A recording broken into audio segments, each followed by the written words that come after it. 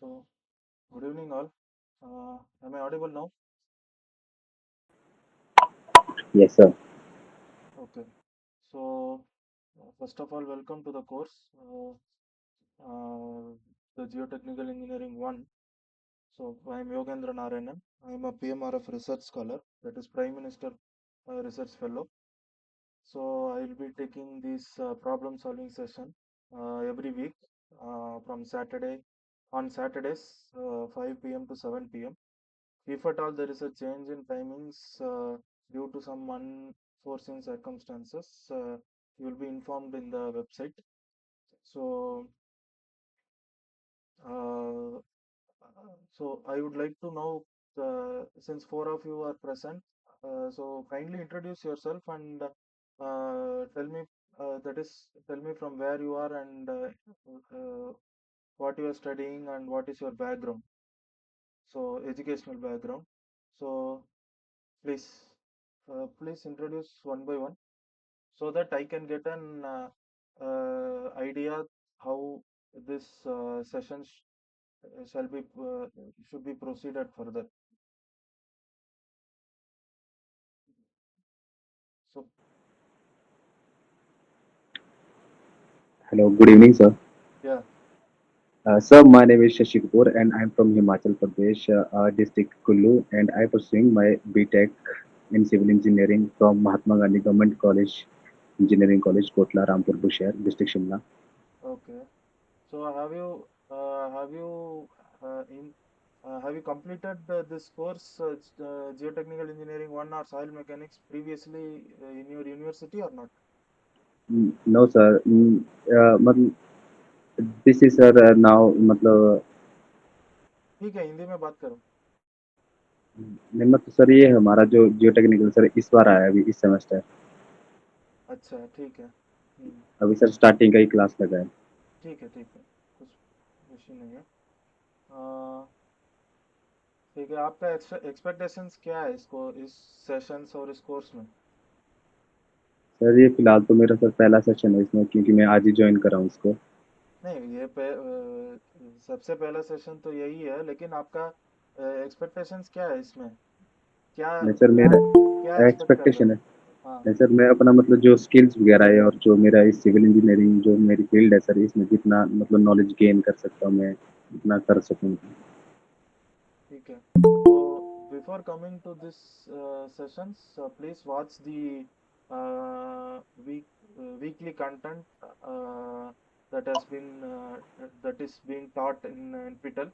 So these sessions will be based on the content that has been taught in the particular week, and we will solve some problems to enhance your proficiency in the subject in order to make you confident in the subject, and it will be helpful uh, in tackling your NPTEL exams or university exams or further competitive exams or whatever your future endeavors are. All right. Yes sir. So my suggestion is that please watch the weekly contents in the NPTEL page, which is being uploaded every week, and uh, initial 2 3 weeks it will be pure theory sessions as the syllabus demands it, and followed by once we get into the actual classification of soils and everything, so we will be entering the actual problem. We will be solving some problems. I will be solving with you and you will be solving with me. And one more suggestion is I would like this session to be interactive, and you can ask as many questions you want, and feel free to interrupt me at any stage if you don't understand or if you have any doubts regarding the lectures. So that is all from my side. So, and I expect active participations from the participants of these sessions. So now you can continue introducing one by one. Sorry for interrupting. So now you can continue introducing. So Sashi Kapoor is done. Next one,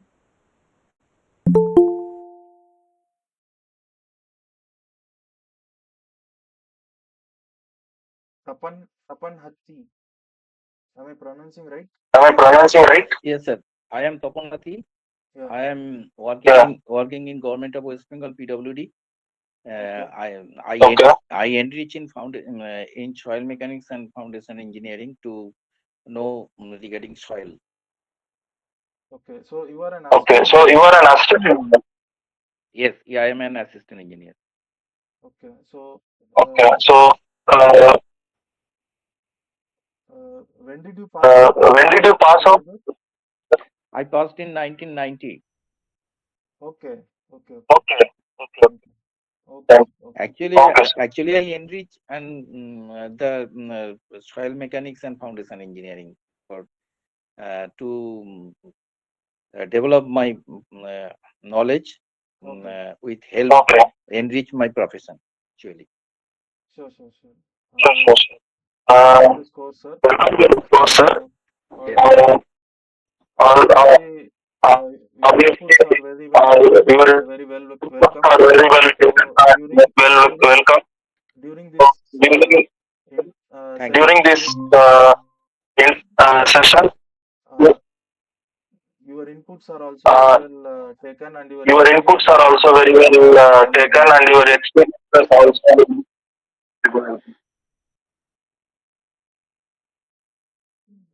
Yes, I like this course to enrich, and I expect I complete this course or develop my knowledge. Okay, thank you. Uh, Okay, thank you. Thank you. you can mute for a moment. Let You others can mute introduce. for a moment. Let others. Yeah. Next, Mr. Soumya Dipson.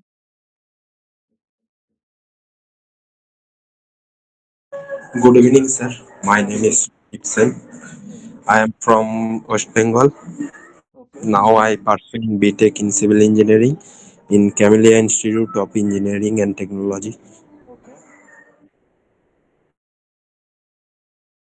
So next, uh, Nitya Prakash. Good evening, sir. Yeah. Sir, myself Smita Goswami, Mitra Swati, and Okay. I am from Buxar, Bihar, Okay. and I'm doing my BTech in Civil Engineering from Lovely Professional University, Punjab. Okay. So what are your expectations from these sessions? So, uh, just to gain knowledge in the field of soil mechanics Okay. and apply this knowledge, yeah, in real world. Okay. So Yeah. how are you finding these lectures? Is it what anything you find what any difficulties you find or what improvements can be made? Any suggestions you have? Not, not till now. All of lecture is not seen by me. Like Okay. only Only I think nearly 1 hour I have seen the lecture. Okay. So I think I cannot give any suggestion like that. Okay. But uh, So just, just I want to know the scope of civil engineering in the scope of cell mechanics in the field of civil engineering. And okay, so no issues. So good. But I suggest you to watch the complete content and attend these sessions because if you miss anything, then now it's not an issue when problems are being solved. You might miss out the concepts and you might not understand or not what to say. You might not follow up with what is being uh, what to say practiced here. So please watch complete content and uh, uh, be attentive and be interactive. Whenever you have doubts, please feel free to interrupt me. So apart okay, from this regular subject, so since I am a research scholar working under Professor D.N. Singh, So I will also try to give some related research insights. So uh, and some analogies which we use in research. So that you can gain both subject knowledge as well as uh, what is being done. That is the state of the art which is being of the subject. All right.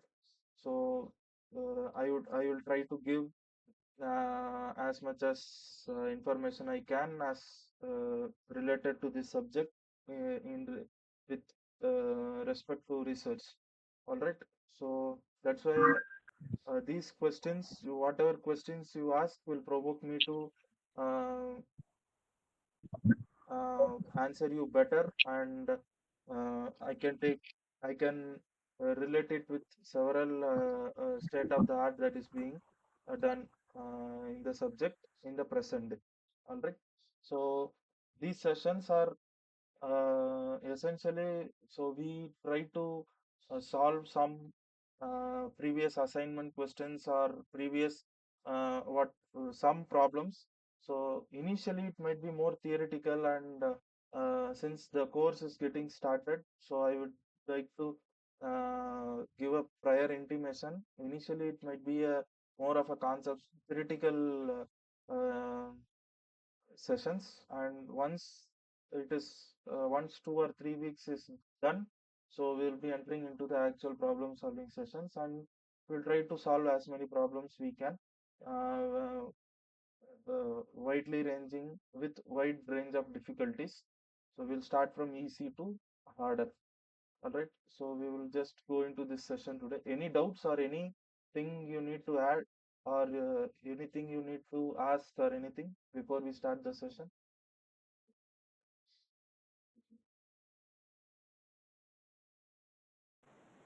No, sir. Okay. So I will just share my screen.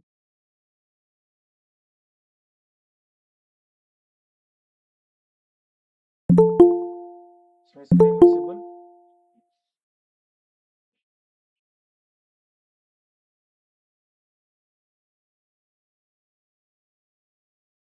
Is my screen visible? Yes, sir. Visual. So a new person has joined, Miss Kavya. Can you introduce yourself and from where you are, where what background, what educational background, and what you are doing right now, please quickly. So my name is Kavya, sir. Okay. Now I am studying BTech final year civil, sir. Okay. From I am from Anantapur, sir. where are you studying? CRIT college, sir, Anantapur. Okay. Fine. So try to come, and one more thing is try to come by the session starts at 5. So try to be at 5. So that you will not be missing any initial things, uh, and try to maintain this time. So otherwise, Oh, I have to wait for some time, and it will get extended further. These 2 hours will get extended further. So try to be on time. So okay, sir. maximum by 5, please join. Try to join. All right. Okay, sir. Okay. So it's not only to you, whomever is joining. So hope my screen is visible now. So uh, once again for the purpose, official purpose, this is the course Geotechnical Engineering 1, and I am Yogendra Narayanan. I am a PMRF research scholar, and the course instructor is Professor DN Singh, and we are from Department of Civil Engineering, IIT Bombay. So as I already mentioned, these sessions are intended to make the learners very uh, make the learners proficient in solving the problems based on the contents of the week, so that they find it easier uh, uh, to at, to take up the NPTEL examinations and future competitive examinations, etc. So with this, we'll be entering into the session. So first of all, I would like to give a week. I would like to give a glance of the week what has been taken. So these are for undergraduates, especially undergraduates. So so civil engineering is essentially to improve the lifestyle of the people, and in this umbrella of civil engineering, geotechnical engineering plays a major role, and it is the aspects related to ground and below the ground. So how it is below the ground, on the soil, for the soils, or by the soils. I would like to put it similar to what definition of democracy was given by Abraham Lincoln. Geotechnical engineering also follows this rule. So on or in the soil, for the soil, and by the soil. So any aspects related to these three falls under geotechnical engineering one. Sorry, geotechnical engineering as such. So it is broadly divided into soil mechanics and foundation engineering. So, as a budding civil engineer, you need to understand what soil mechanics and foundation engineering. Why these two aspects have been bifurcated? Any idea why you are studying soil mechanics separately and foundation engineering different separately? Any ideas?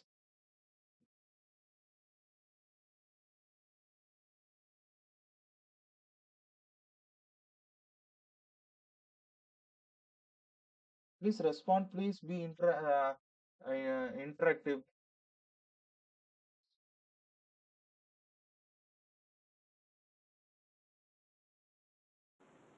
Sir may be soil mechanics और जो हम इसको पढ़ते हैं मतलब simple जो soil के बारे में होता है पढ़ने के लिए और जो फाउंडेशन इंजीनियरिंग आती है तो फाउंडेशन इंजीनियरिंग में भी जो हमारे स्ट्रक्चर्स वगैरह होते हैं उनकी जो फाउंडेशन रहती है कैसी रहती है और कौन सी जो सॉइल होती है किसके ऊपर किस टाइप की जो हम फाउंडेशन मतलब तैयार कर सकते हैं किसी भी स्ट्रक्चर की।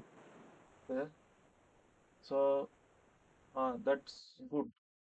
Any other views? Any other explanations? Any other reasons from anybody else?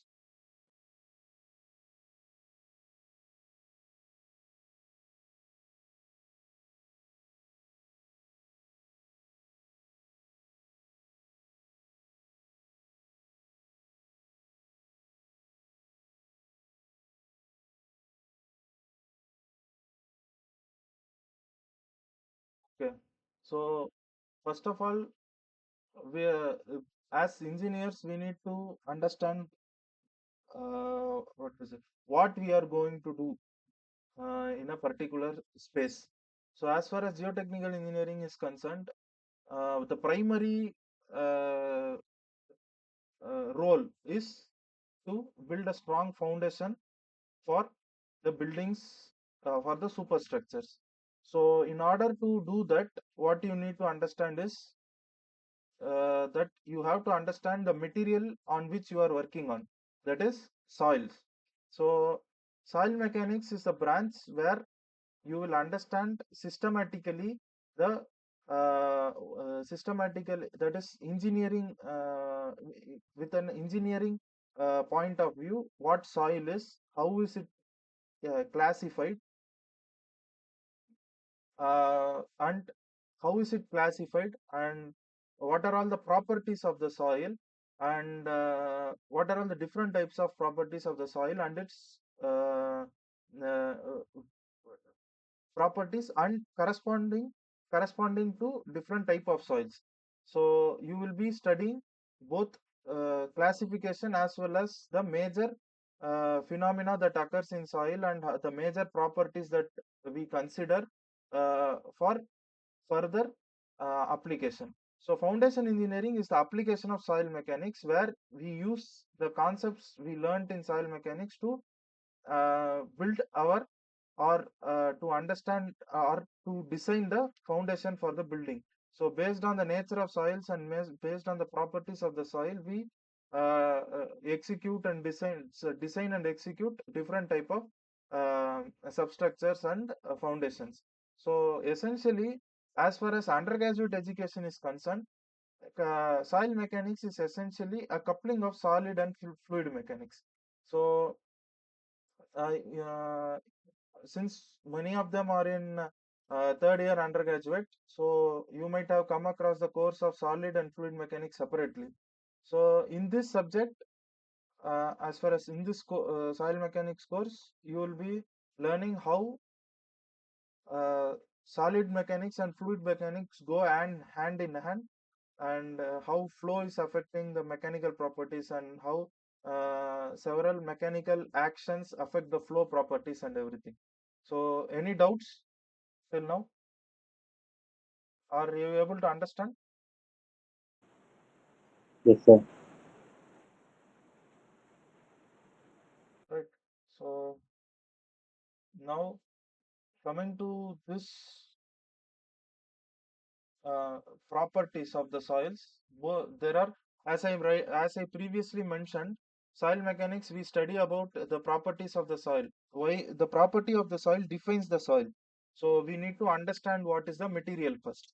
So in this regard, so the properties of the soil are divided into two. That, that is index and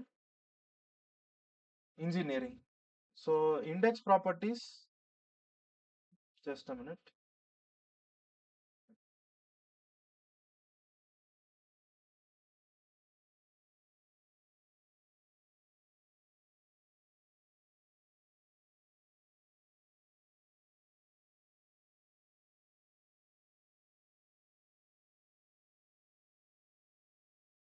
So index properties is essentially the aspect of material classification.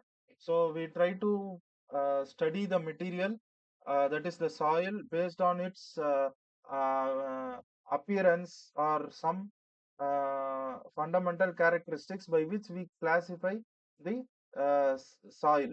So essentially, you might know sand is a classification, that is, it's a coarse grained soil, and clay. These are different types of soils that are being classified. So why this classification is necessary? Because accordingly their engineering properties will vary.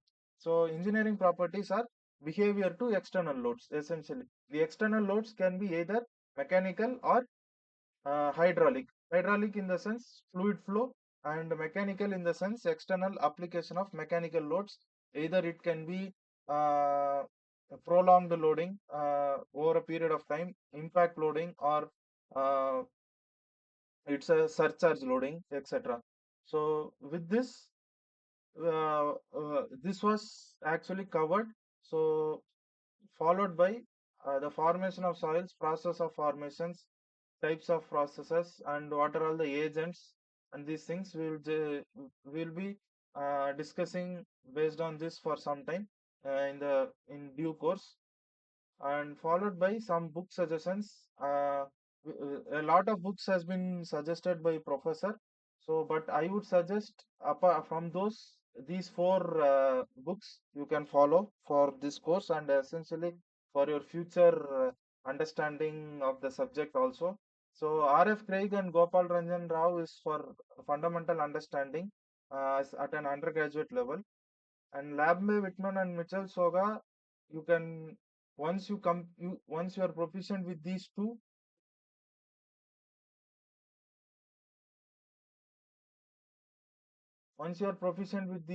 then you can try Lambe and Whitman and Mitchell and Soga. These are fairly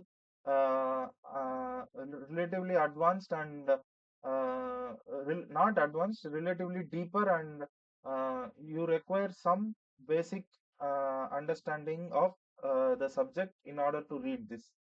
All right. So, any doubts till now, or anything you need to add? You want to add? New person has joined, Mr. Suresh Kumarian. Can you introduce yourself? And Yes, sir. Good evening, sir. Myself yeah, Suresh Kumar. okay, I'm practicing as a structural consultant for the last 25 years. okay. So Uh, where? Basically, my qualification is ME Structural Engineering, but I'm having more interest on soil side. That's why I Okay, like to join the course. okay. From which place you are? So I'm from Trichy, sir. Tiruchirappalli. Okay, okay, fine, fine. Thank you, sir. Thanks, sir. Yeah. So So based on this, we will discuss some questions. So in these questions, I would also like to give some uh, insights to research that is being undertaken with related to the questions which we are solving and how it has evolved over a period of time. So the question one is, geotechnical engineering deals with the changes that occur in option A, atmosphere, option B, geosphere, option C, troposphere, and D, thermosphere. Any answers? We have geosphere, am I right, sir? Yeah. So Geosphere. okay. So geosphere. So now you will get. Sorry.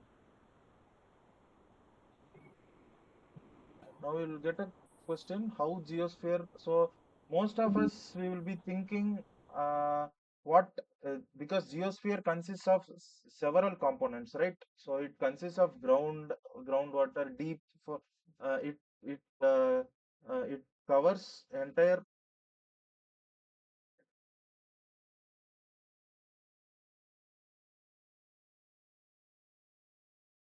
Sorry.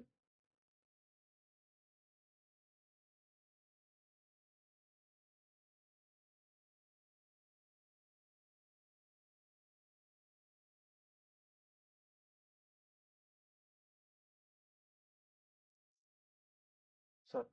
So it covers the entire ecosystem of the uh, planet of the ground. That is the ground of the planet. So similarly, geotechnical engineering also the several aspects of geotechnical engineering deals with as these avenues. That is, so for example, there are avenues known as biogeo interface. So biogeo interface, where you study the interaction of these organisms, that is microorganisms and organic that is living species with soil. So there are avenues where the interaction between the roots and soils are studied. So root soil interface. So these aspects so relate the actual this actually expands the realm of geotechnical engineering, which was earlier understood only for building purposes and several retaining structures, etc. Now, geotechnical engineering is also being used for extracting heat from ground uh, and heating up the entire towns, as done in some European cities, and they are being used as a uh, underground storage spaces for several uh, uh, uh, fossil fuels, gases, energy, etc. So these are some of the and similar to that, nuclear waste deposition, and these things are being done within the realm of geotechnical engineering. So it is not essentially what to say. It is not essentially confined to what foundations, retaining structures, earth retaining structures, sheet piles, uh, uh, offshore geotechniques, etc. So apart from that, now the realm of geotechnical engineering has expanded like anything. So that's why the present definition of geotechnical engineering deals with the changes that occur entirely in the geosphere. So everything can be related to everything is an interaction, and the interaction of soil with these external agents uh, are essentially into this realm of geotechnical engineering. All right. So coming to the question two, indicate which of the following in real life would be uh, falling in the preview of geotechnical engineering. So this might be, yeah. So, so all the above, sir. So, yeah, as I previously mentioned, so these are laying of foundations was the first application of geotechnical engineering. Probably one of the earliest applications.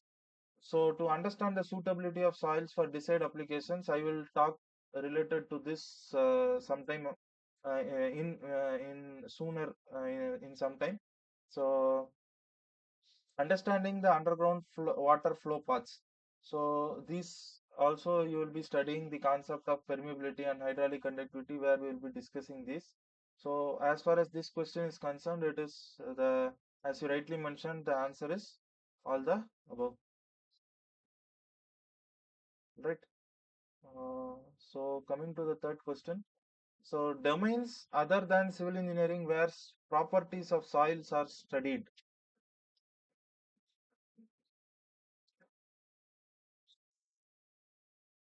Answers, please. So all the options mentioned, sir. Okay. So why do you think all the options? Agriculture is relatively understandable. So where do you think other two options come into play? Where what? Even for cosmetics and pharmaceutics also, they are using soil as the some. Even for the cosmetics, they are using. Let us take an example of mud bath. Yeah. Like that, they are using soil for a preparation of tablets, pharmaceutical items, and cosmetics also. Yeah, you are absolutely right. So cosmetics, I would like to give a simple example of what we apply regularly. Most of the women apply regularly, which is multani mitti. So it Yes, is sir. essentially very fine, as very fine. What to say? Sub branch of bentonite, which is being used, which has very uh, small particle size and very high absorption capacity. So that's why it is being used as cosmetics in applying these face packs and everything. Pharmaceuticals are also some properties of soils are useful in pharmaceuticals. Some one such property is specific surface area. So where you try to, in the small capsule, you try to store the entire chemicals. So as a fine capsule, you will be able to wrap it up in a capsule. So for example, there are components from fly ash known as zeolites. So zeolites are highly porous, and they are very minute sized particles. So you can Google it, zeolites. So these are highly porous, and these can be, to an extent, they can be used for these structures, not exactly zeolites. These type of structures can be used for uh, packing these medicines and for preparing these capsules.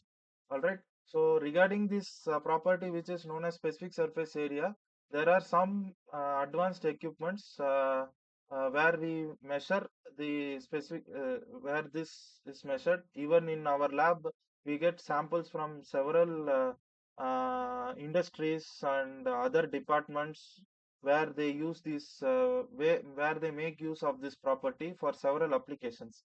All right. So, any doubts? Anything you need to add or ask?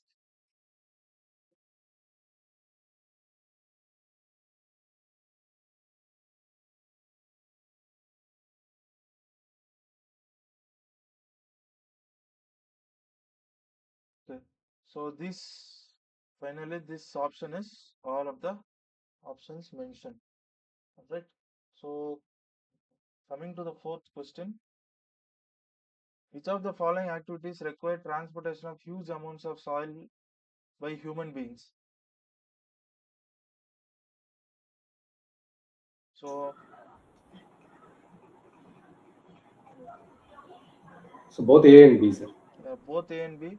So as you know that now several artificial islands are being formed in parts of India, even in Mumbai. Some artificial islands have been formed for storage of tanks. Sorry, oil storage and development of infrastructures. As I mentioned, it is well known in this regard. So this land reclamation is getting uh, uh, is being taken up uh, by India recently in very large scale to accommodate the increase in uh, land space demand.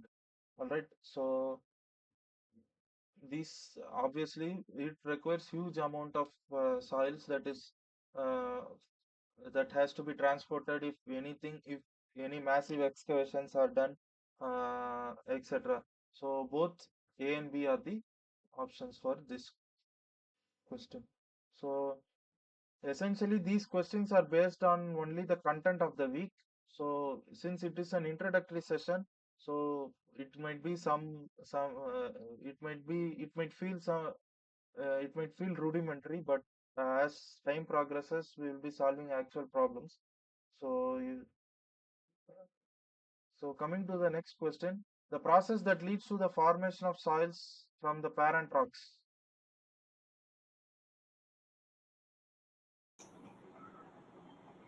So weathering. Okay, so we will discuss about weathering in the due course. So this is the process that leads to the formation of soils from the parent rock is essentially weathering. So there are different types of weathering which we will be discussing further. So coming to the next question. So what type of stresses lead to the weathering of rocks? So all the above, sir. Physical, chemical, thermal. So can you give an example for each one? So chemical in the sense we are using chemical as a base material for the rock blasting. Yeah, It's a requirement from the infrastructure development side. yeah, Whenever we are met with hard rock and all, we are using yeah, physical weathering in the sense it may be due biological sense also. Uh, there will be some fissures on the rock surface. hmm, Slowly, it will be, get inside the fissures and it make the rocks disintegration. yeah, Even thermal also, depending upon the nature of climate and all, if it is a industry bound area, automatically what are the contamination available in the uh, ozone and all, it will enter into the fissures of the rock and it will get uh, rocks into weathering phases. so you are right. So some other examples I would like to. Thermal stresses is very simple cause for thermal stresses is day-to-day temperature variations. For example, if you are at a for example, if let us take a desert region. So the temperature at the that is arid region. The temperature at day is very high. It reaches to almost 40-45 degrees centigrade, and at night it reaches very low temperatures. So uh, to say, these daily changes and seasonal changes of temperature will cause the variation in coefficient of thermal expansion, which will again result in development of irregular thermal stresses, which will affect the integrity of the rocks, parent rock. And for chemical aspect is concerned, apart from what Mr. Suresh has mentioned, the primary thing uh, which is an example of chemical weathering is formation of clays itself. So clays are a product of weathering, chemical weathering. So it forms from a relatively inert material, which is igneous rock, which is essentially, for example, Montmorillonite, which you will be studying, one of the mineral which forms from basalt. Basalt is a relatively is an igneous rock. So it over a period of time it undergoes chemical changes and forms Montmorillonite, which is a clay. And physical weathering it can be due to several aspects like wind, external loads, uh, what to say, that is erosion, water, etc. So the answer for this question is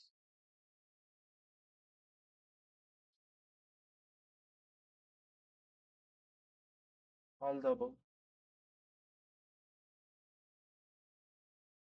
So coming to the next question, soil that remains at the place of formation are defined as Residual soil. uh, residual soils. So soils that remain at the place of formation are residual soils. So coming to the next question, which of the following is not a transporting agency of the soil? Sir, gravity. Gravity. Any other answers?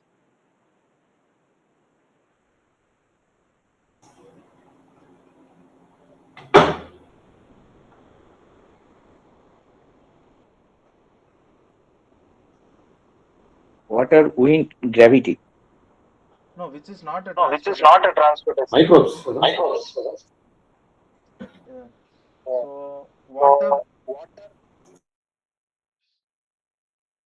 So Oh, So the soils which are formed from the deposit which are uh, transported by water are known as what type of soils? Essentially, they are alluvial deposits. Alluvial.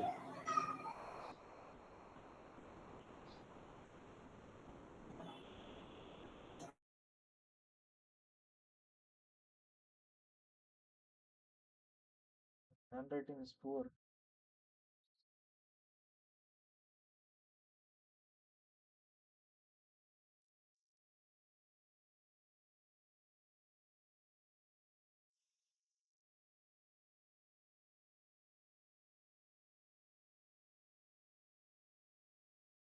Let's just stick to. I will just. It might be. There is some issue with my mouse.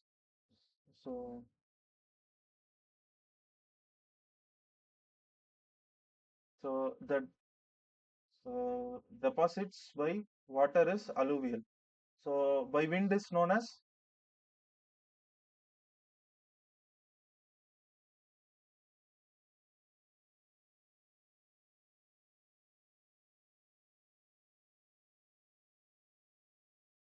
deposit by wind is known as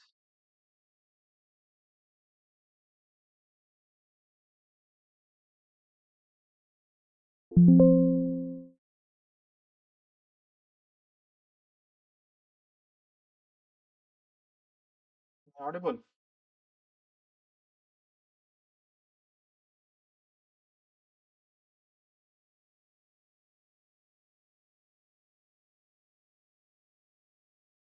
So the soil that is formed by deposition by wind are known as, any idea? No, sir.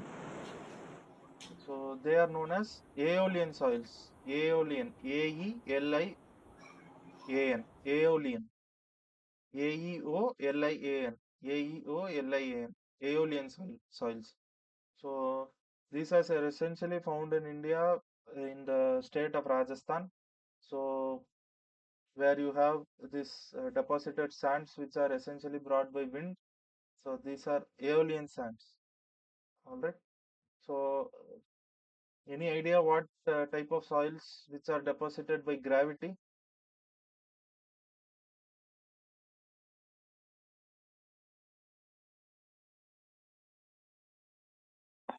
ice. That is till that Sir, it is is colluvial yes, soil deposits. colluvial soil. So essentially, the soil that are deposited by gravity are known as colluvial soil. COLLUVIAL. So water is alluvial and gravity is colluvial soils. All right. So, but microbes are essentially they break down. They are a agent of weathering and not transportation. All right.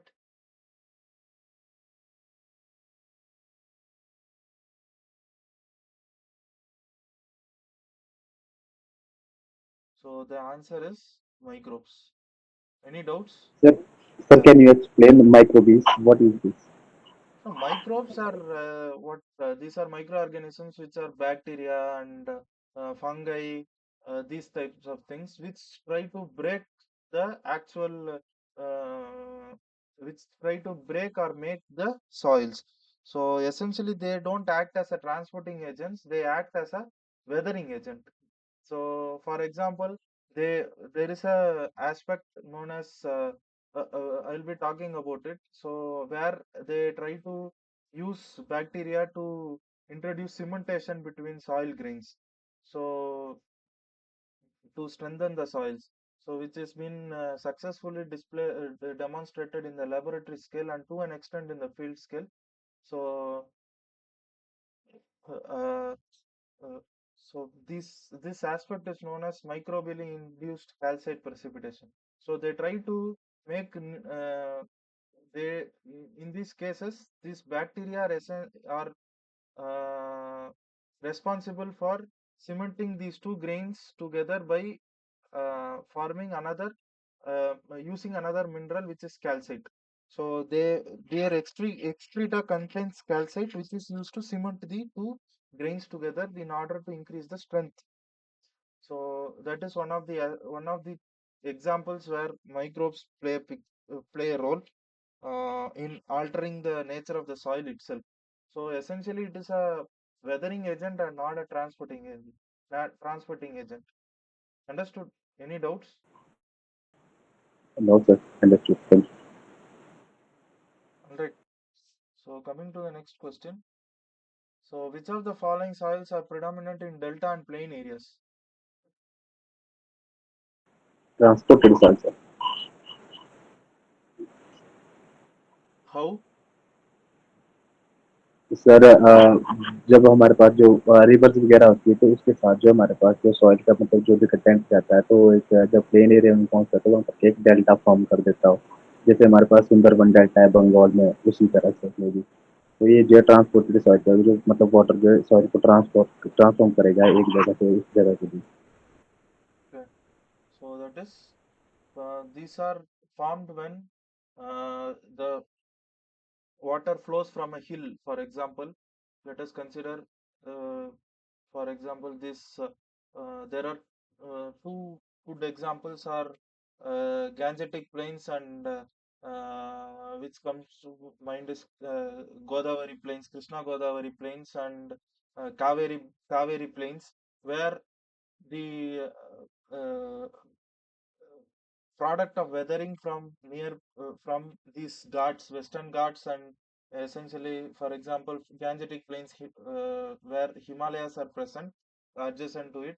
So when water flows from these mountainous region, they bring down soil and they uh, in their due in their path they try to they uh, they try to erode the way through them, and once the velocity of the water becomes lesser, so that the grains start to deposit.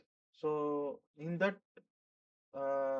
case, when in the plain regions the velocity of water is drastically reduced, and hence several uniformly sized particles are deposited at the same place, which are very fine uh, and what to say, which are very uniform in size, which are very uniform in shape and size, and very fine size. So these are essentially which essentially forms delta. So and most importantly, these delta regions are prone to liquefaction during earthquakes, and the far that's why the building infrastructures across these basins are relatively difficult, where large scale infrastructures where it involves high impact loadings. So uh, now coming back to this, so the type of soils predominant in delta and plain regions are transported soils. Any doubts or any insights that anyone likes to share? Any inputs?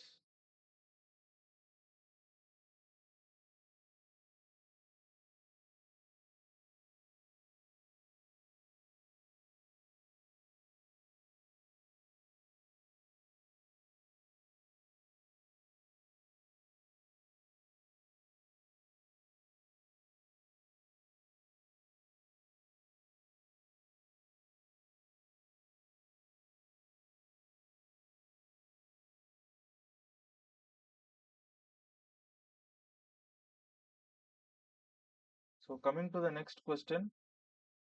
So which of the following type of soils fall under the category of ultrafine particles?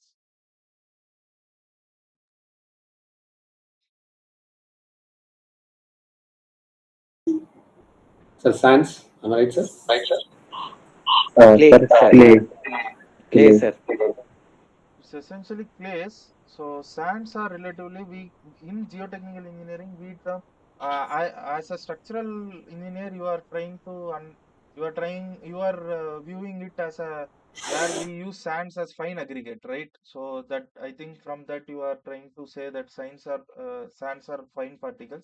So in geotechnical engineering, essentially clays are very fine. So the typical particle size for sands is up to what we say is 4.75 mm, where we use them. In clays, it ranges. Clays are classified where they are less than 2 microns, and the gravel is sorry, sands are up to 4.75 mm. Gravel are from 4.75 to 16 mm or 20 mm, I think, and boulders are very high, very large stones ranging up to 80 mm. All right. So the ultrafine particles are essentially clays.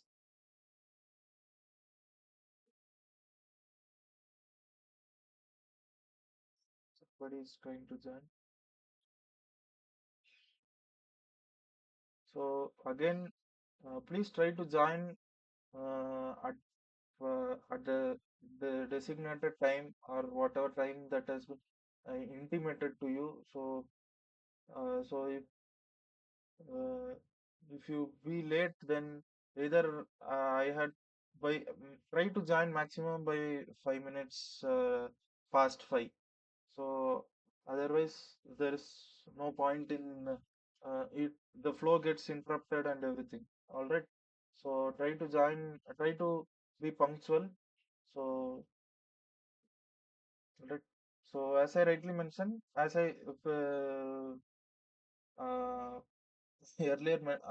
as I mentioned earlier, sands are sands.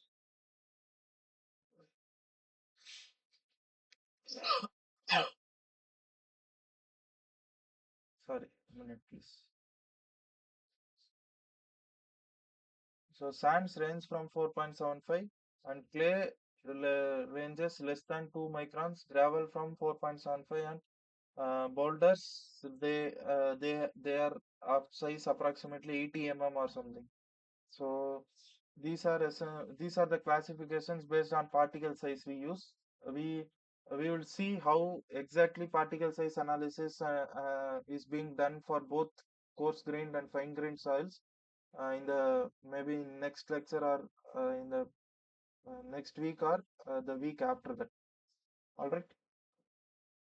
So the right option is clays. Any doubts? No, sir. Okay. So we'll take just a 5 minutes break. We'll meet by 6:05. All right. So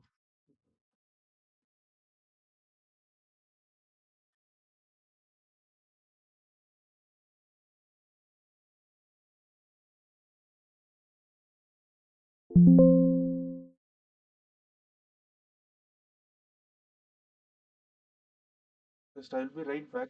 So there is an emergency. So we'll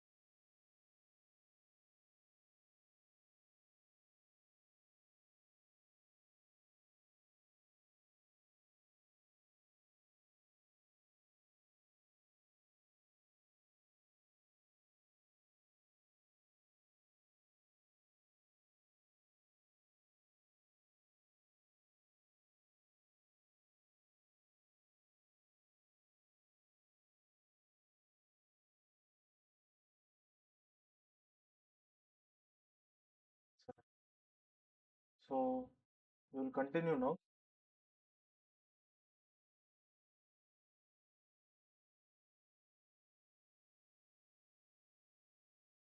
Coming to the next question, question 11. What distinct properties of soils differentiate them from other civil engineering materials? What distinct properties of soils differentiate them from other civil engineering materials? Any answer?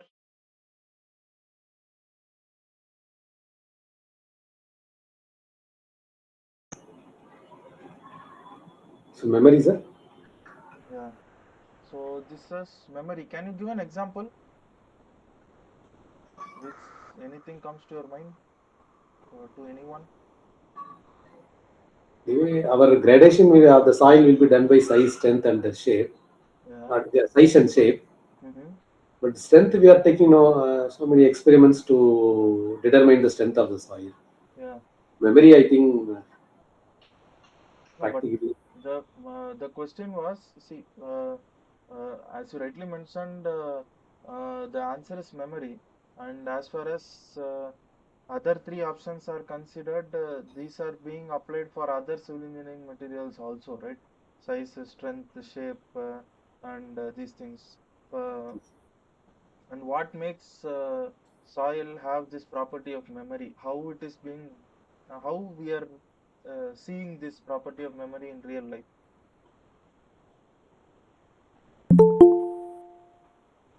Any answers?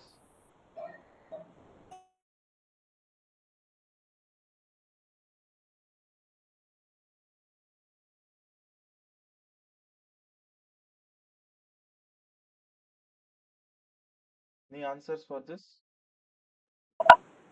No, sir. Okay, so let me explain. So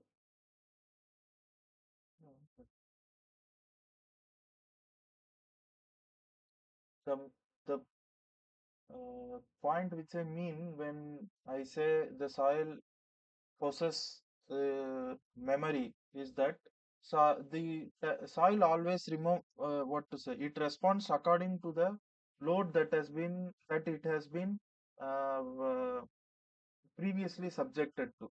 All right. So there are you will be studying in this case when uh, for example, if I consider a clay deposit. All right. So so who are all new to this subject, please pardon me. So when I consider a clay deposit, so I will give you a very brief layman idea. So and you start to um construct some, or you start applying load. All right, start applying load. In this case, what happens is over a period of time, the water that is present in the pores of uh, this clay deposit will start to dissipate. That is, the volume, the actual thickness of the clay layer will start to decrease. This process is known as consolidation. So, which is or in civil engineering language or in practicing language, it is known as settlements. So consolidation settlement. So once this, if I take a particular point here, and the behavior of the soil at this point before the application of load and after the application of load will be that is, if I will consider two cases. One is I will take a soil sample at this depth and test it for its strength or whatever properties before the application of load. All right. Now I will apply the load for over a period of time for I say for 1 year or 2 years, where where the almost maximum settlement occurs, and then again from the same depth I will take a sample and test it. So in that case, the response given by these both soils will be drastically different, and and whatever the response that the soil is giving after the subject after subject to load, that will be uniform, that will be a separate behavior of soil, and before the loading it's a separate behavior which can be clearly classified. So that's how the soils are classified, especially clays are classified as normally consolidated clays and over consolidated clays, so which you will be studying in the towards the end of the course. Will be uh, systematically analyzing the behaviors of normally consolidated clays and over consolidated clays, and what are its how these type of different these two types of clays are used to their strength and used to their different practices. All right. So the point of this discussion was how soil reacts to how soil possesses a property of memory. So soil always remembers, or that is analogically it remembers what type of loading it has been subjected to in the previous in its previous time. So its response will be according to those previous experiences. So that makes soil unique. So the distinct property of soil which differentiates from other materials is its memory. All right. So in some material sciences or some applications, there are shape memory alloys where the when you deform the alloys, it remembers its previous shape and it tries to come back to its original position. Those are artificially made, but this is what nature has given us, and it is one of the beautiful phenomena which which is a work of nature. All right. So coming to the next question. Any doubts?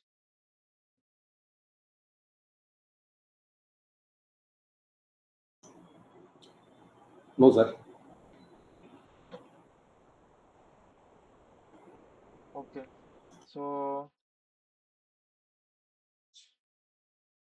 coming to the next question, which of the following is not an engineering property of the soils? Which of the following is not an engineering property of the soil?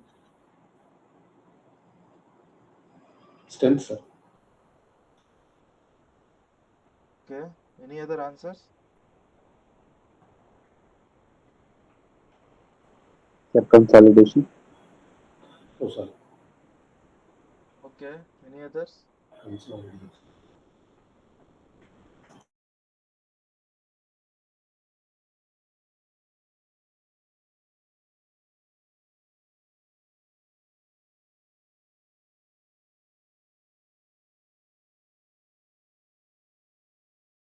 So what is meant by engineering property of soil?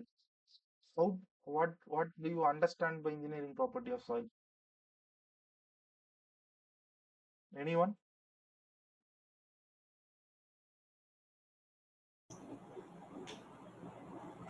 Engineering property in the sense the soil has to be has to have some sufficient capacity or strength to bear the load from superstructure. Okay. It should not be affected by any of these things. Maybe soil in turn purely depends upon the permeability nature, Hmm. and moreover, its strength is depend on particle sizes and the nature of consolidation it possesses. Anyway, I think Okay. all the things will be applicable. I think so. So essentially, particle size will not uh, affect the strength behavior or consolidation behavior or anything. So essentially, particle shape will affect the strength. So particle size may indirectly affect uh, permeability, maybe. So see, that is what the particle size and these things are uh, the properties which we use for classification of the soil. For example, if this size ranges from this much to this much then we classify it as sands, coarse grain, fine grain. That this property we use it to classify the soils. Whereas strength, permeability, and consolidation is a general phenomena that occurs, or a general what to say are the properties which we use in actual applications. right? So uh, uh, uh, where we use it for our especially for engineering applications, where for example shear strength. So you take it as for structural design, you get it as safe bearing capacity, which is a strength essentially. Permeability is it affects, it governs the entire engineering behavior of the soils itself. And consolidation, obviously there are two criteria for design. One is strength criteria and one is settlement criteria. So consolidation governs this settlement criteria. So once you, yeah, venture into design, you take these properties into consideration. So that's why these properties of strength, permeability and consolidation are termed as engineering properties. And particle size, particle shape, essentially plasticity nature, uh, and these things are essentially, these three are classified as index properties. All right. So the property which is not an engineering property is particle size. So even compaction characteristics are an engineering property, because you need it for whatever embankment application you are uh, uh, uh, you are subjecting it to. In that case, for example, if you are building an embankment, that is, for example, an earthen dam, where you have to have different type of permeabilities for different parts of the dam. So at the core of the dam should be very least permeable, whereas the the filters which you apply at the toe end of the dams are usually are uh, should be highly permeable in order to facilitate the runoff. So these type of interplay which you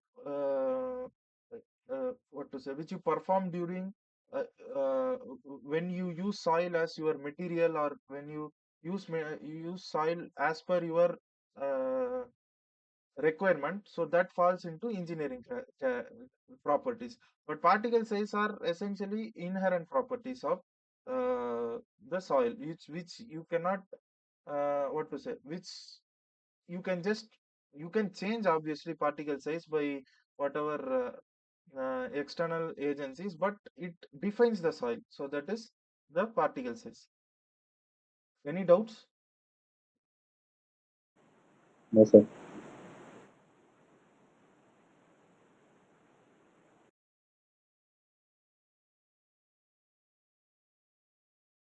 Okay. So coming to the next question, what type of process is arsenic oozing out of soil?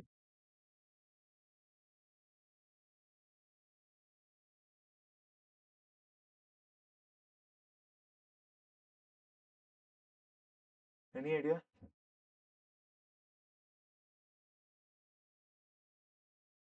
So let us leave arsenic. Let me put the question in this way. So there is a process where uh, chemicals uh, try to, what to say, when a soil is contaminated, uh, and you pass water through it, or you put it in water. So the harmful, whatever the chemicals that are present, will try to uh, will will be transferred to the water itself. So what process is it?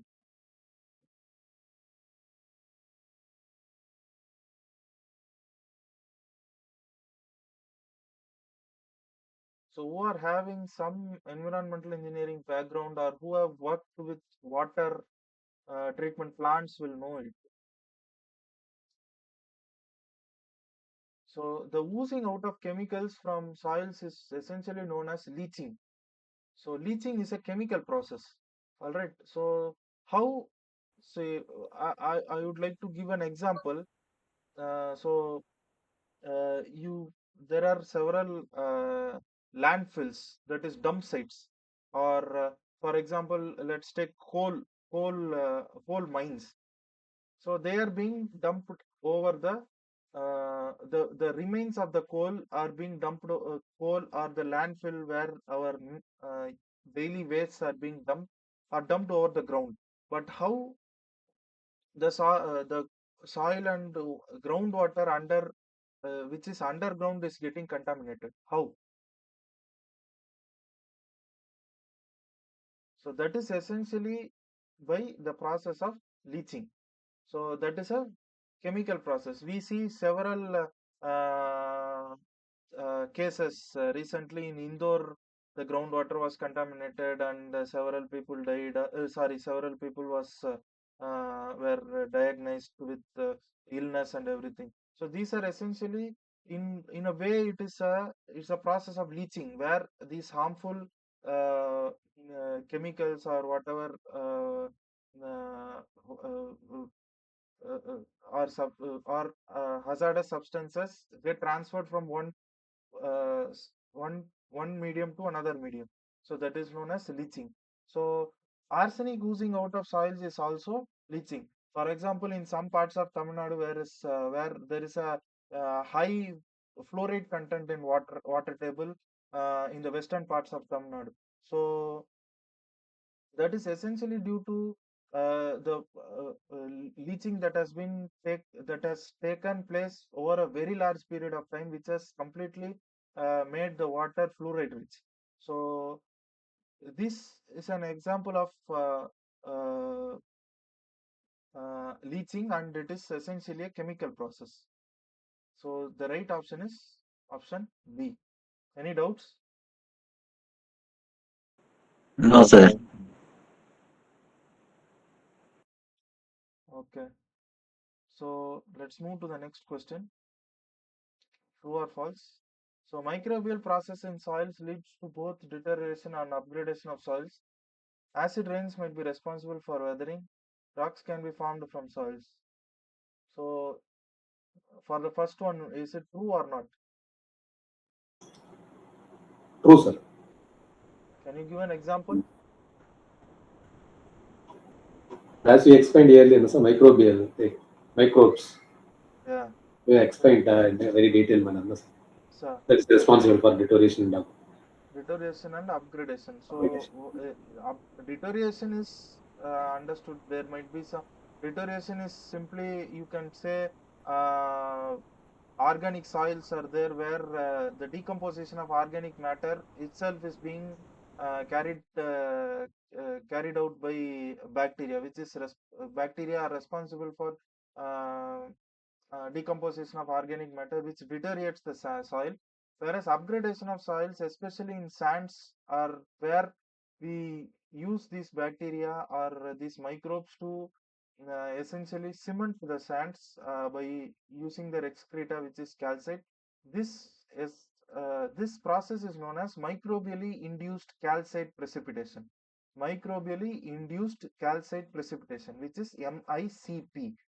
So you can find several articles related to this, how they have, what type of bacteria they are using, and on different what type of soils, and what is the effect of the concentration of bacteria that is being used, what is the ideal concentration that should be used.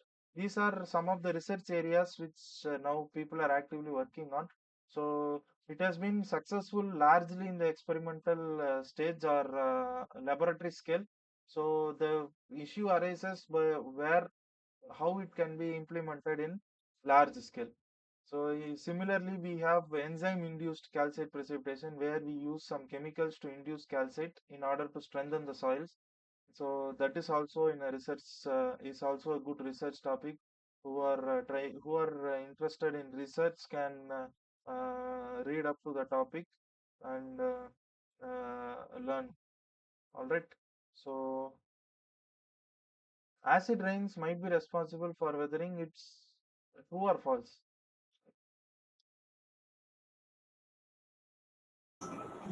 Sir, true, sir. Yeah.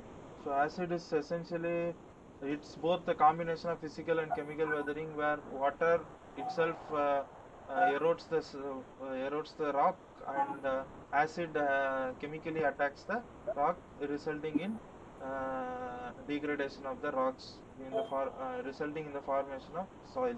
So acid rains are responsible for weathering. So that is true. So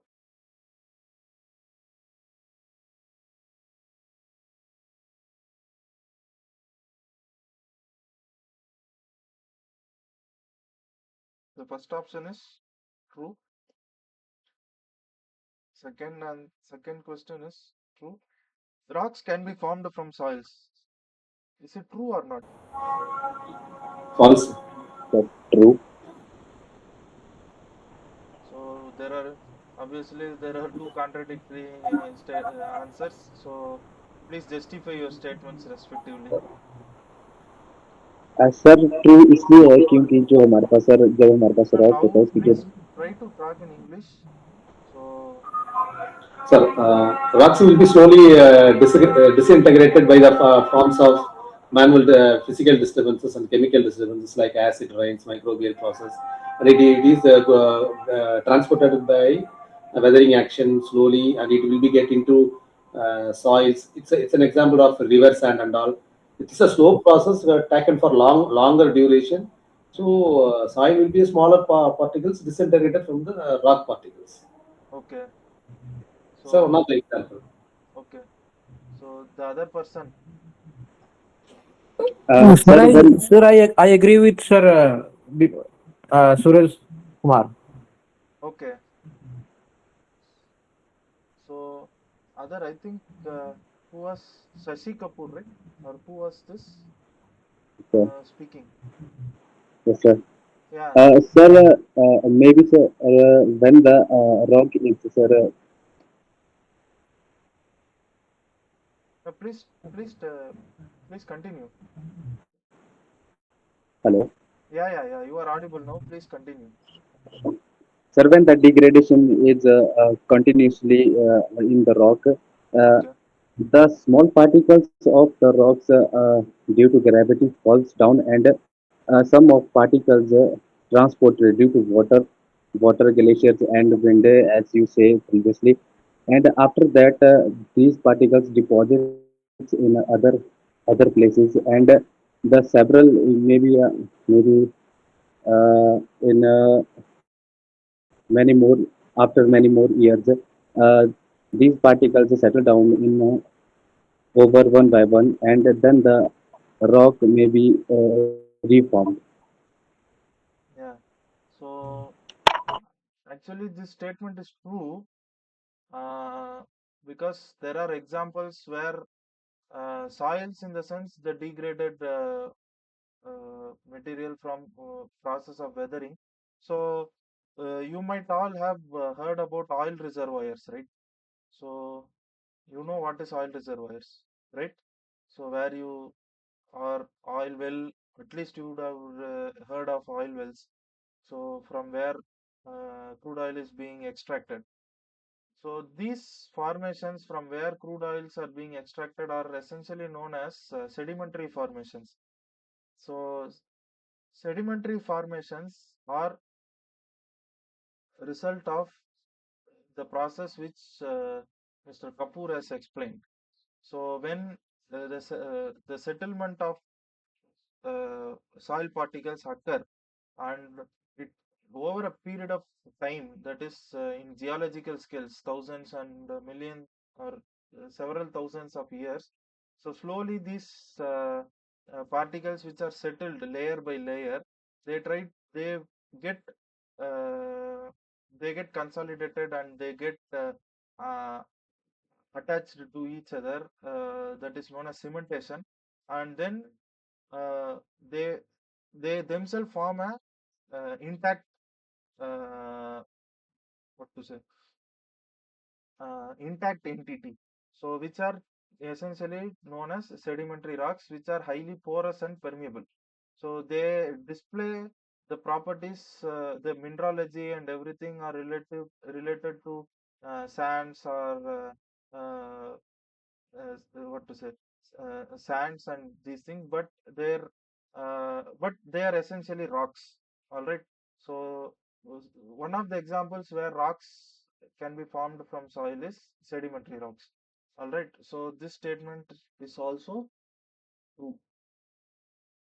Sorry. Any doubts or any clarification is required? More? No, sir, it's enough. It's fine, sir. Hmm.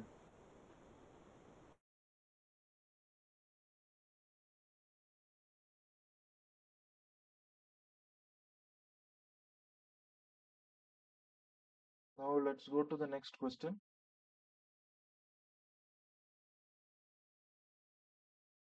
So now the questions are done. So based on the previous discussion, we will try to uh, discuss this rock cycles. All right. So this rock cycles, first it starts from magma. So as you can see here, this is magma. So due to some volcanic activities or these things, it comes outside, or uh, once this or the displacement of magma in the deeper formation itself will result in cooling. This cooling can be either very fast or very slow. So based on this, this the direct cooling of magma results in igneous rocks. All right. So igneous rocks are divided into two, which are plutonic rocks, and second one is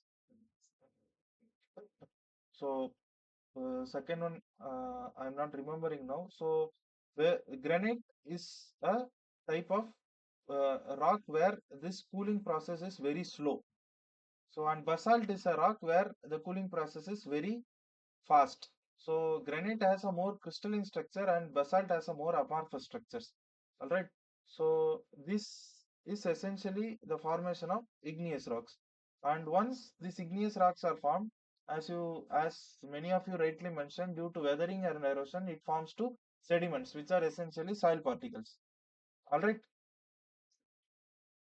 Now sediments again uh, when they get deposited at a particular time over and over a period of time, they get compacted and they get cemented. So that's why river basins are essentially sedimentary basins.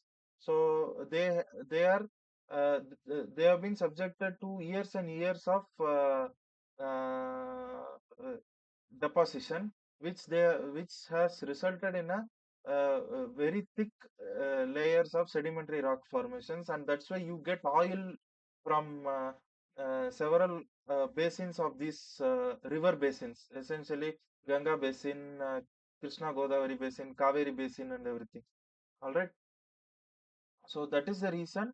That is one of the real life example you can see where the sediment is the deposition of sediments is resulting in sedimentary rocks, and vice versa also occurs. Weathering and erosion also occurs. So the question is which occurs in a dominant manner, and if the velocity of the water or the erosion is very less compared to the compaction and cementation, then this will dominate. All right. So sedimentary rocks, essentially for examples, are sandstone and limestone. So sandstones are essentially quartz. I told, as I said, these are formed by the deposition of sands, whereas limestones are usually they contain calcium, which are a result of degradation of organic matters over a period of time. All right. So however, these igneous rocks and sedimentary rocks, once they uh, get once they are experienced, once they experience heat and pressure, which the process is known as metamorphosis, they form metamorphic rocks. So the good real life example what we see is marble, which is a prime example of metamorphic rocks and gneiss. All right. So this is essentially rock cycle and it continues completely. All right. Any doubts?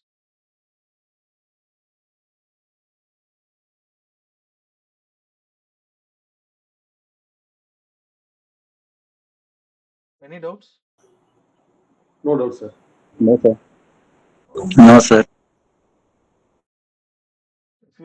if you are finding it difficult to understand, or you are finding it difficult to follow, or if if my way of speaking is fast or slow, you can just interrupt me and tell to modify. All right. So feel free to interrupt me, and feel free to give your suggestions. All right. So coming to the next question, rock minerals. Sorry, not question. So these. Okay, let me pose a question. What is a rock?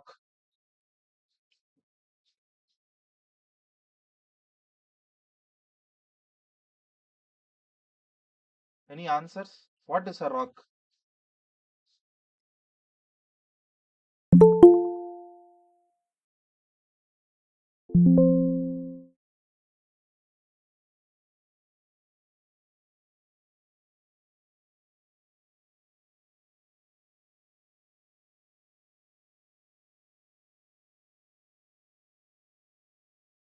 What is a rock? How do you define rock? Answers?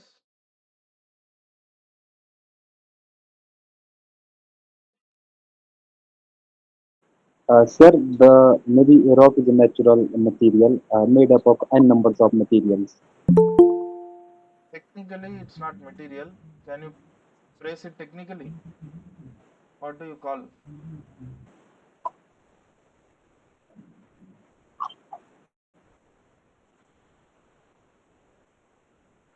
Rock is a material, but it is made up of. Maybe n numbers of materials. Sorry. Can you play more numbers made up of more many numbers? Yeah. So rock is defined primarily as an agglomeration of minerals. All right. There are several type of. There are they are a combination of minerals or a composite of minerals, so which are brought together by several natural or artificial process, right?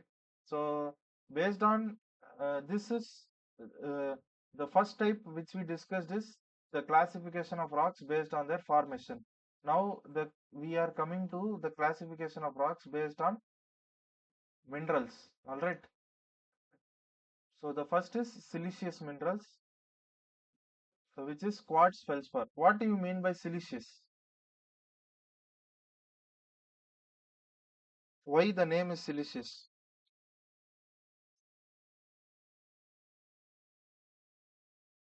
Any answers?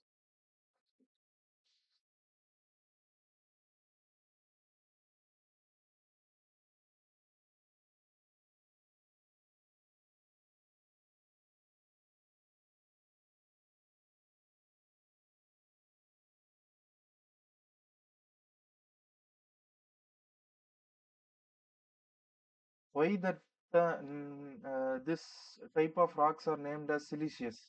Why a particular I gave you a clue that these classifications are based on mineral type of minerals that are present in rocks, or the mineral that make up this rock.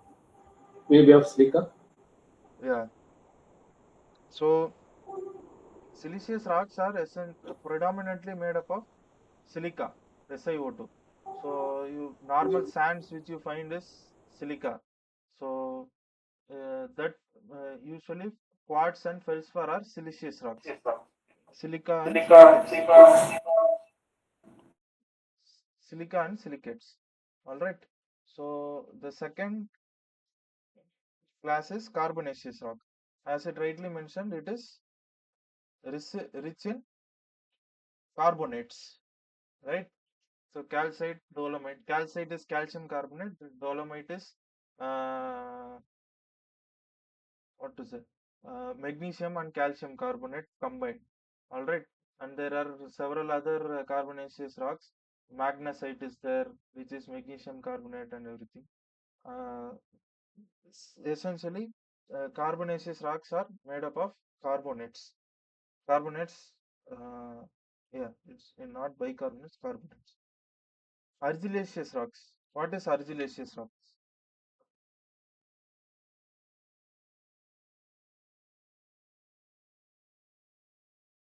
what what components are present in argillaceous rocks?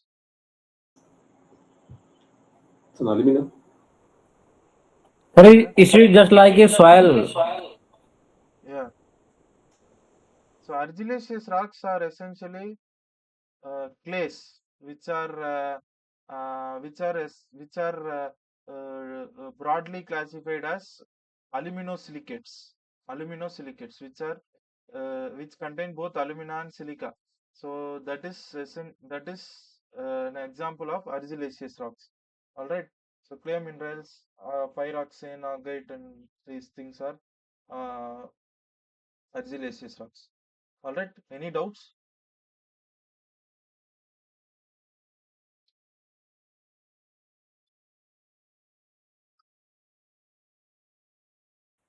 No, sir.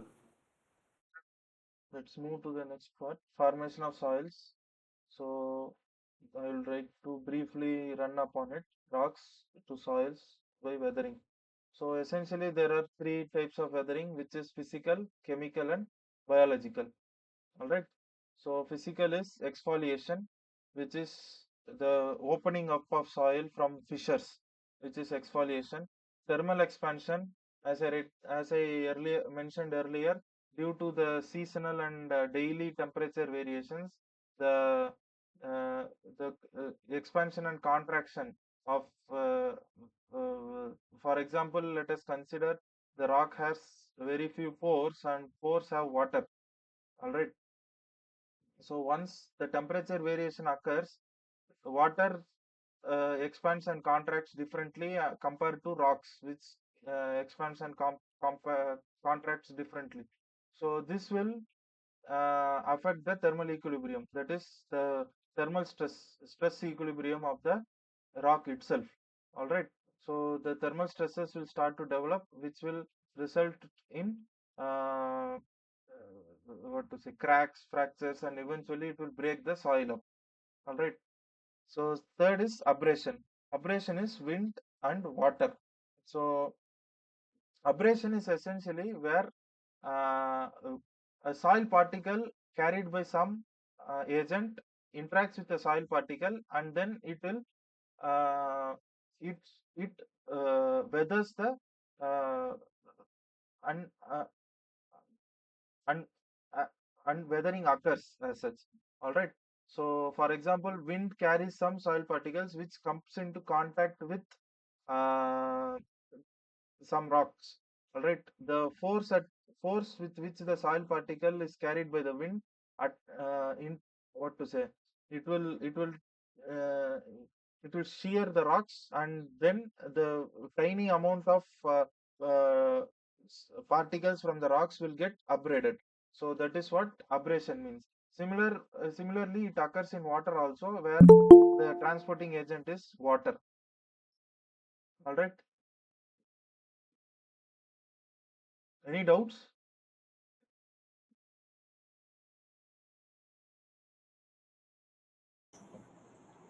No, sir.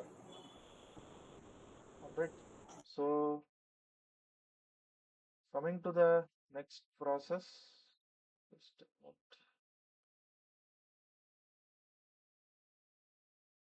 Attrition. Attrition is where if, it occurs primarily in water, where water itself will uh, what slowly weather the rock. All right. And frost action, that is also a process of thermal weathering, where the freezing of what happens when water freezes.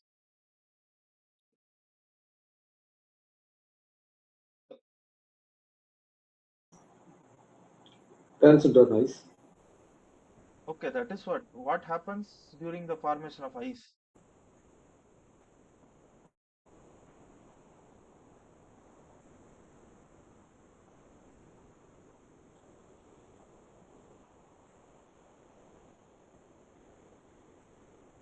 So what happens to the volume?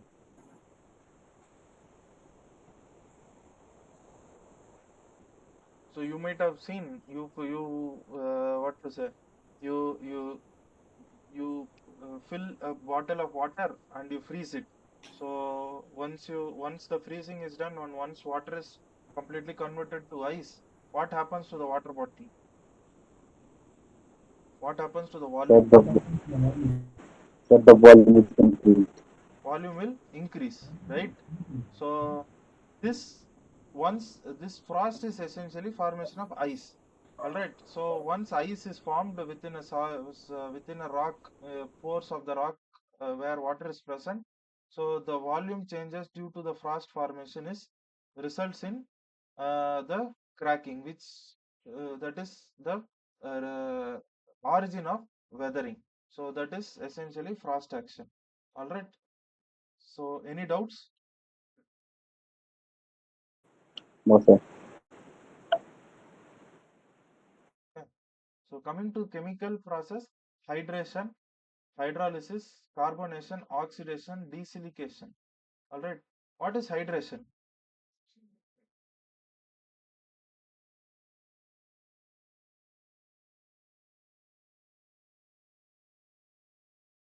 Hydration is nothing but the for in a particular mineral, if you take or in a particular chemical or what to say in a particular compound, water adds itself in a physical manner. You just there is a addition of water molecule, so it does not essentially take part in chemical reaction. It is just an addition of water molecule. You might have known what to say uh, gypsum. What is gypsum? It's a hydrated form of calcium sulfate, right? So what is plaster of Paris? It's a hydrated form of uh, calcium sulfate, where the amount nature of water molecules is different. So it tries to solidify the when once you mix this water and this chemical, it tries to solidify itself essentially. So that is a hydration. Hydrolysis is where the water actually takes part in chemical reaction as H plus and OH minus ions. And carbonation is where the carbon dioxide is converted to several minerals or it breaks down the minerals. All right. Oxidation, everyone knows it's addition of oxygen and or the decomposition of organic matter is also oxidation. And desilication is the removal of silica from the uh, mineral. All right. So this is chemical weathering. Any doubts? Sir, please explain hydration. So, hydration is simply the addition of water molecule to the compound. All right. So you have you have seen gypsum or you have seen plaster of Paris where which they use to make statues, right? Molds. Yes, yes, sir. Yes, sir. So that is a hydrated form of calcium sulfate. You are just there is no any ionic action of water. It is just a bond of water that is formed with the actual compound.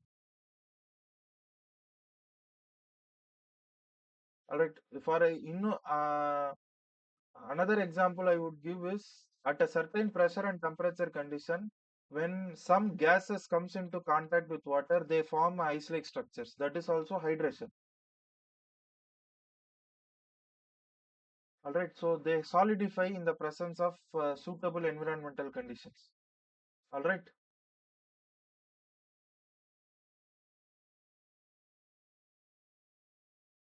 Yes, sir. Yes, sir. Okay. Now coming to biological weathering, it is essentially decomposition of organic matter as another I mentioned MICP, which is microbially induced calcite precipitation. All right. So you can read some references, which I would also try to give some references. Actually, this discussion came up suddenly, so I was not prepared. So maybe in the in the next weeks of sessions, I can give you some uh, uh, references to this MICP, which if people are interested can go through. All right. So any doubts, any thing you need to ask? So any feedback?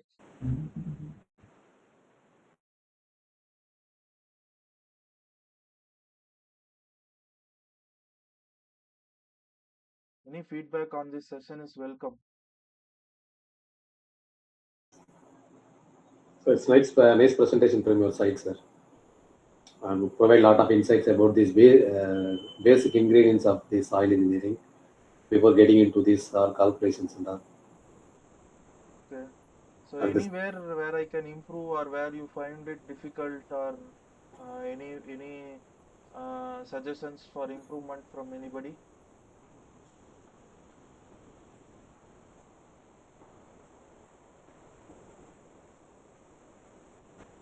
No, sir, it's good. Any with any the way what to say, the way of my speaking, and you are trying to you are able to understand it, right? Or should I take it a bit slower? No, sir, it's good. Okay. So that's all for this session. So as a concluding remark, I would like to reiterate some few points. So which try to come at right time. Mostly maximum stick to maximum try to join by 5 past 5. So I could notice some people joining late as 6:10. You will be missing half of the session, and you will be caught in a fix. All right. So uh, keep uh, try to come on time, and try to participate in discussions or any questions. Try to engage in interactions. Try to interact, and uh, please watch the contents of the week before coming to this session, so that you might not miss anything, and you have a prior nature. So here it will not be essentially again a teaching session. It will be just a solving session, where based on the concepts that has been taught in the particular week uh, by the concerned course instructor, it is it is an additional session where you are trying to sit and solve problems based on the concepts. So it is not essentially another teaching session where I would just consolidate what has been taught this thing. So in the future weeks, we will be directly going into the problems once this numerical part of the subject starts. All right. So there will be no time for revision of these concepts and the lectures and all right. So it has been very clearly and very systematically organized in the lectures. So please give proper attention, spare some time to watch these videos and complete your assignments and come back. uh, the third thing is, this session will be conducted mostly primarily on Saturdays from 5 p.m. to 7 p.m., unless any due to unprecedented circumstances which will be intimated earlier. All right. So you can find the recordings of this session and the slides in uh, uh, in your NPTEL pages, in your NPTEL corresponding in your respective NPTEL accounts. So whenever you are preparing, or whenever you need any clarifications, or whenever you miss some points, you can always see the lectures uh, and try to practice those. All right. So that's all for today. It was nice interacting with you, and I hope it is a good start to the sessions. So I think uh, in the future weeks we can expect some more active participation, and looking forward to learn from you also. Thank you all. thanks a lot, sir. Thank you. Thank you, sir. Thanks. Thanks.